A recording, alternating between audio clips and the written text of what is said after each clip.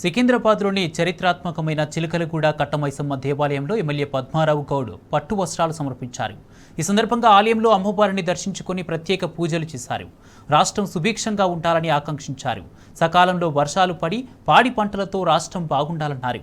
అమ్మవారి దయ వల్ల దేశ రాష్ట్ర ప్రజలంతా సుఖ సంతోషాలతో వర్ధిల్లాలని పద్మారావు గౌడ్ మొక్కుకున్నారు.